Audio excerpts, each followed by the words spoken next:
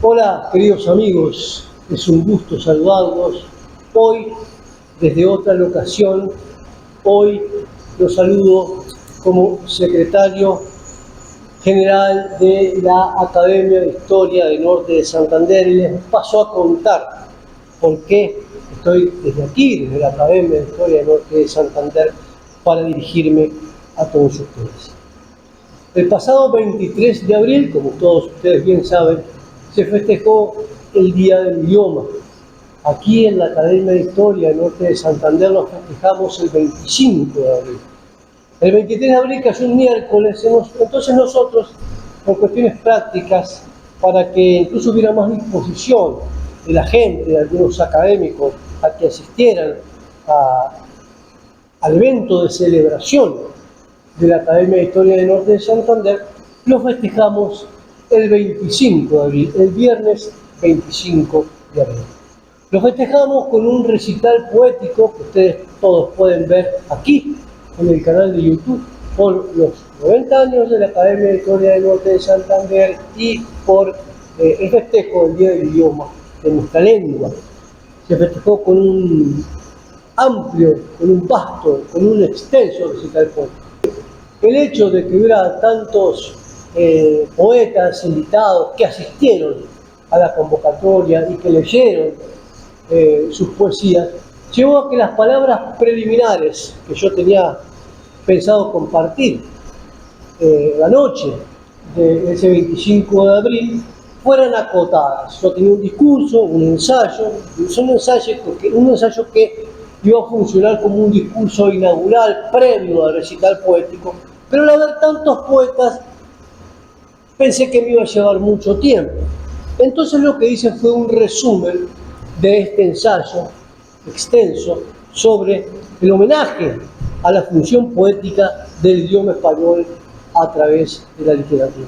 Hoy ya pasaron los días con más calma y como me parecen importantes muchas cosas de las que digo en este ensayo, lo quiero compartir con todos ustedes. Se titula La palabra literaria y sus formas, homenaje a la función poética del idioma español a través de la literatura. Celebrar el Día del Idioma es rendir homenaje a ese instrumento prodigioso que no solo comunica, sino que configura nuestra experiencia del mundo. El lenguaje, en su forma más elevada, no se limita a transmitir mensajes, crea realidad, moldea la percepción, nombra lo innombrado. Como bien lo señaló Roman Jakobson, el lenguaje cumple diversas funciones: referencial, expresiva, apelativa, fáctica, metalingüística, pero es en la función poética donde el idioma se despliega como una forma de arte, como una arquitectura verbal que busca no solo decir, sino decir bellamente.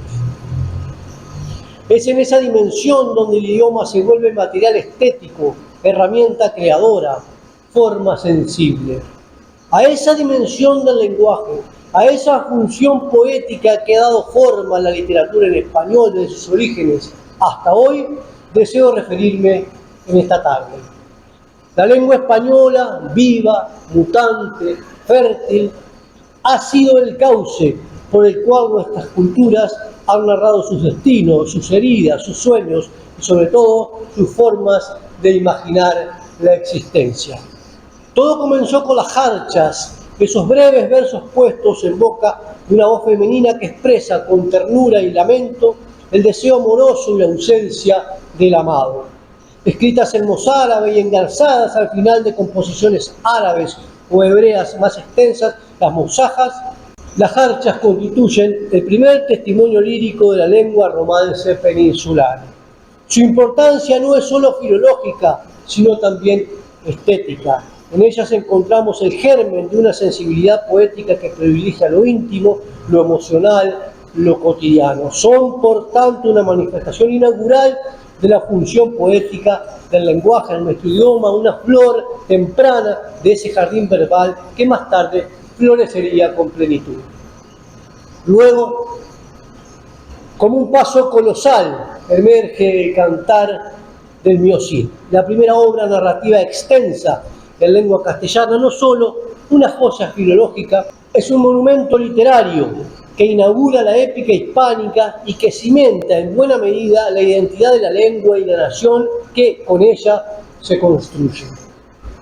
Con su prosa sobria y su métrica flexible, el poema articula un relato profundamente humano, donde el conflicto no es abstracto, sino encarnado. El honor mancillado, el destierro injusto, la recuperación de la dignidad mediante el coraje, la lealtad, la astucia. El Cid no solo representa al héroe ideal de la España medieval, sino que transmite los valores, las tensiones y las aspiraciones de toda una sociedad. Su resonancia no ha sido solo literaria, ha influido en la construcción de la conciencia histórica y cultural de España, convirtiéndose en uno de los pilares fundamentales de la tradición hispánica.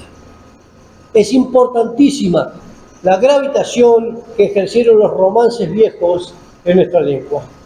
Esas verdaderas joyas de la tradición oral que acompañaron al pueblo en sus penas y sus glorias, en su historia y sus mitos. En ellos, la palabra se hizo música y memoria colectiva, cruzando siglos y geografías, preservando héroes, tradiciones y amores imposibles. Estas composiciones de ritmo cadencioso y emoción contenida dieron voz a lo popular sin renunciar a la belleza y consolidar en una forma expresiva que todavía hoy resuena en la poesía, el teatro y la canción. Son la manifestación más palpable de cómo el idioma, al hacerse verso, se vuelve refugio, identidad, permanencia. Durante el Renacimiento, la lengua castellana alcanzó una nueva dignidad estética al asumir los moldes del humanismo clásico sin renunciar a la experiencia interior. Garcilaso de la Vega es el gran artífice de esa fusión. En sus sonetos y églogas, la severidad formal del endecasílabo italiano se convierte en vehículo de una melancolía contenida, de una emoción que se filtra con nobleza y contención. En el soneto 23, aquel que comienza en tanto que de rosa y azucena se muestra a color en vuestro gesto, la belleza femenina se vuelve símbolo del tiempo fugaz, con ecos petrarquistas, sí, pero con una voz ya inconfundiblemente propia. En su égloga 1, los cantos de Salicio y de Moroso, la naturaleza cobra tonos elegíacos y el dolor amoroso se convierte en forma de conocimiento. Fray Luis de León, con sus odas de tono estoico y armonioso, lleva al castellano hacia una musicalidad tranquila, como si su poesía quisiera aquietar el alma.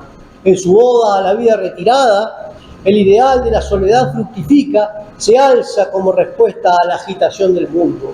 En la oda a Francisco Salinas, el canto se eleva hasta lo metafísico gracias a la música, y en la dedicada a Felipe Ruiz, la memoria y la amistad se tejen en versos que son a la vez íntimos y universales.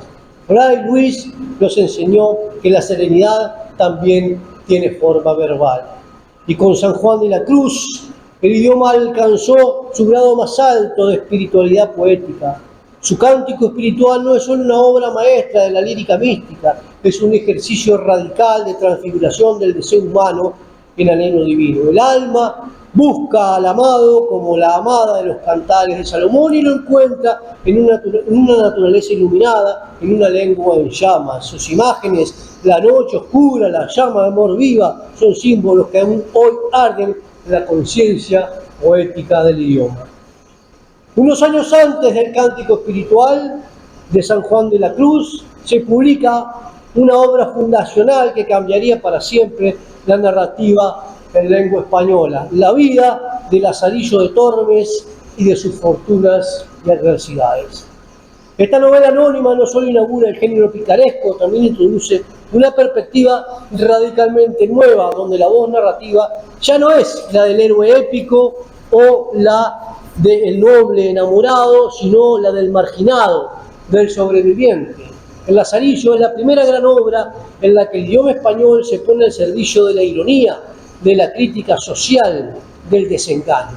Con un estilo directo, casi coloquial, pero cargado de agudeza, el narrador desmonta las apariencias del poder, la nobleza, el clero, revelando una sociedad profundamente hipócrita. Es, en muchos sentidos, un espejo deforme que revela verdades incómodas. La función poética del lenguaje se mezcla aquí con la función satírica, con una lucidez que no excluye la belleza verbal. En Lázaro, la lengua española descubre el poder de la ambigüedad, del doble sentido, de la palabra que oculta mientras revela. Esta obra, precursora de la modernidad narrativa, tendió un puente hacia el universo polifónico que alcanzará su cumbre en la obra de Cervantes. En el siglo de oro, la lengua castellana alcanzó una madurez expresiva sin precedentes en la figura de Miguel de Cervantes. Encontró en él su alquimista supremo. El Quijote no es solo la primera novela moderna, es, como bien señaló Bakhtin, la primera obra verdaderamente polifónica, donde las voces conviven, dialogan, se contradicen. La locura del caballero es una máscara, sí, pero también una forma de lucidez que denuncia la rigidez del mundo y propone la imaginación como resistencia. El lenguaje cervantino juega con los registros, se disfraza, se parodia, se eleva y cae como su protagonista. Es una obra universal, un tesoro de toda la humanidad, que sigue interrogando los cimientos de la realidad y de la ficción.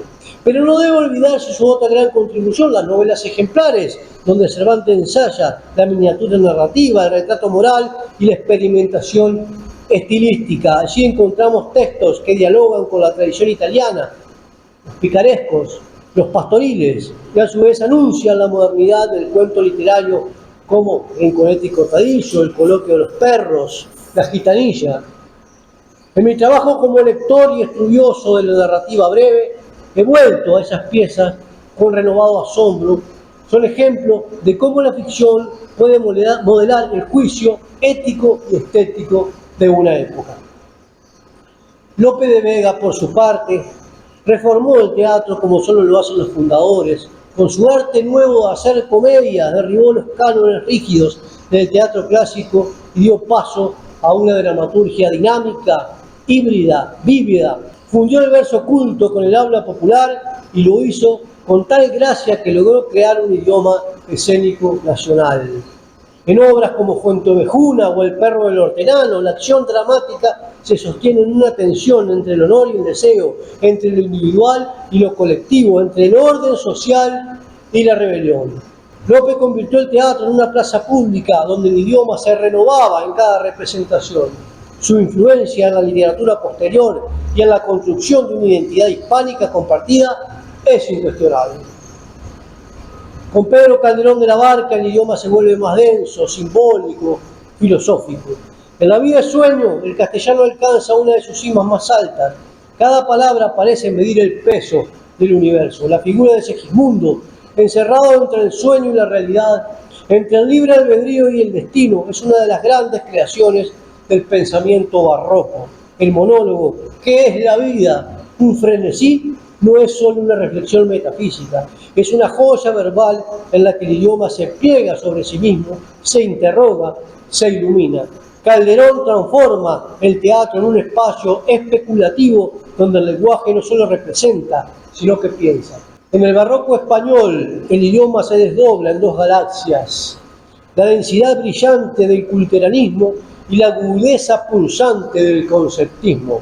En el centro de ese universo dual brillan Luis de Góngora y Francisco de Quevedo, cuya rivalidad trascendió lo personal para encarnar una disputa estética y filosófica que marcó la historia de nuestra lengua. Góngora, con su léxico elevado, su sintaxis latinizante y su imaginería deslumbrante, llevó al castellano hasta los límites de la plasticidad. En composiciones como Mientras por competir con tu cabello o La dulce boca que a gustar convida, elevó el lenguaje a una experiencia sensorial total donde lo poético se transforma en visión, en textura, en música. Su poesía no se contenta con nombrar la realidad, la recrea, la transfigura.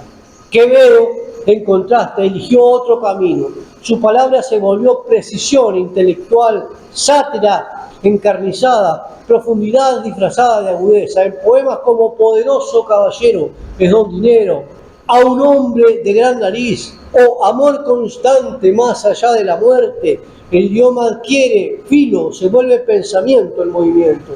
Es un poeta de la inteligencia que exprime cada recurso del castellano para revelar las contradicciones del alma humana y de la sociedad.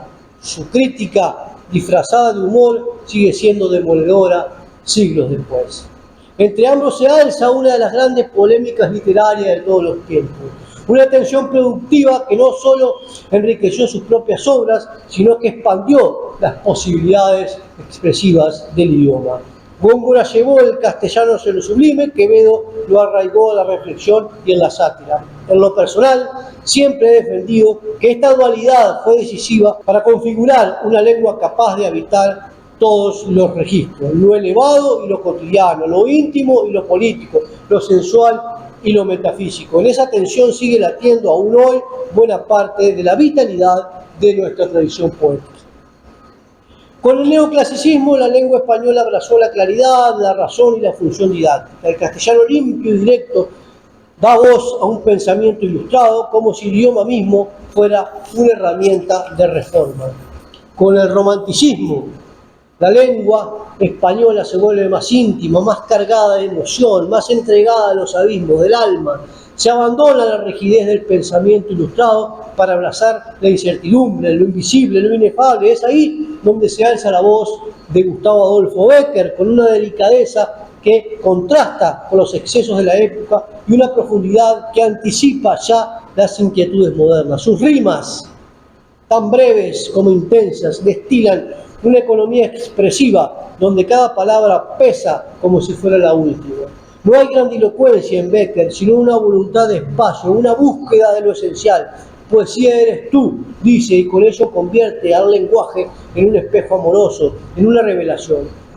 En mi obra del 2018, titulada Cadencias que el aire dilata en la sombra, es esta que tengo aquí, título que recoge el cuarto verso de la rima 1 de Gustavo Adolfo Bécquer, destaqué cómo Bécquer logra trasladar a la lengua una sensibilidad próxima a la música y al silencio. Cada metáfora suya es una vibración, una sugerencia, una forma de decir lo que no se puede decir. La melancolía, el amor idealizado, el misterio del más allá, todo está en su obra, pero sin el exceso del barroco, sin el dramatismo fácil. Bécquer prefiere el susurro a la exclamación, y en esa elección está el germen de una modernidad que marcará el rumbo de la lírica hispánica por generaciones. Con el modernismo, la lengua española encontró una nueva dimensión de esplendor. Fue Rubén Darío con Azul, prosas profanas y cantos de vida y esperanza quien inauguró esta revolución estética, devolviéndole al idioma su vocación musical, su poder sensorial, su capacidad para seducir y sugerir. La métrica se afina, el verso se alarga o se quiebra con libertad, las imágenes se tornan simbólicas. Hay en Darío, en los modernistas, una voluntad clara de cosmopolitismo, de diálogo con la tradición francesa, con Baudelaire, con Verlaine, con los parnasianos, pero sin perder nunca la raíz americana, el color de origen. Fue una poesía que reeducó la sensibilidad y recordó la lengua que, más allá de nombrar al mundo, podía embellecerlo. El modernismo, en definitiva, no fue solo una estética, fue un modo de comprender el idioma como un organismo vivo en perpetua transformación. La generación del 98 entendió que el idioma también es una forma de conciencia, y en Antonio Machado ese entendimiento alcanza una profundidad inusitada. Su poesía no se complace con lo ornamental, avanza más bien como una marcha interior donde cada verso parece meditado en el silencio del alma. En Soledades, la palabra se vuelve reflejo de la introspección melancólica. En Campo de Castilla, en cambio, el lenguaje se arraiga en la tierra, en el paisaje castellano, como una expresión de la identidad colectiva. Machado despoja al verso de todo artificio innecesario para alcanzar una verdad que es ética y estética a la vez. He dedicado a su obra una lectura detenida en Palabra en el Tiempo, este libro del año 2019, donde analizo cómo en él la poesía encarna una temporalidad reflexiva. El idioma se convierte en memoria, en experiencia decantada, en interrogación permanente. En Machado, el español no solo fluye, sino que piensa en sí mismo. La generación del 27 celebró la potencia estética del idioma y en Federico García Lorca esa celebración se convierte en ritual, en vértigo poético. Su obra, atravesada por la tradición popular y el simbolismo moderno, transforma el castellano en una lengua de sangre y de luna. En el romancero gitano, el ritmo antiguo del romance se renueva en imágenes que arden entre el mito y la carne, mientras que en Poeta Nueva York el idioma se disloca, se rompe y grita frente al anonimato urbano, al vacío existencial y a la injusticia. Lorca no solo escribe sobre el dolor, lo encarna. Su palabra es al mismo tiempo andaluza y universal, popular y erudita, luminosa y trágica. A su universo poético le he dedicado un análisis detenido en este libro titulado Algo así como un misterio, publicado en el año 2020, donde propongo una lectura en la que el lenguaje lorquiano se revela como un enigma que respira, que canta desde la grieta entre la vida y la muerte. En Lorca, el español se vuelve un territorio sagrado donde el símbolo se hace cuerpo. En América Latina, la lengua se desborda.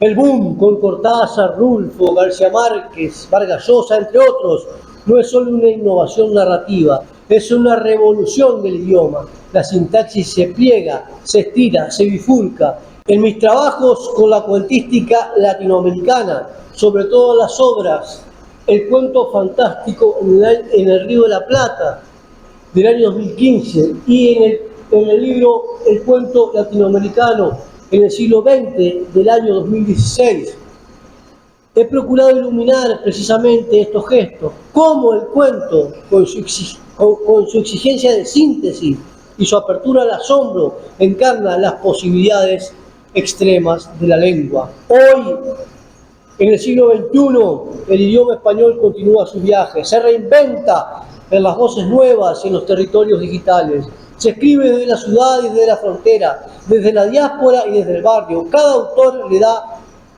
una nueva forma al fuego. Así, a lo largo de los siglos, la lengua española ha sido mucho más que un vehículo de comunicación.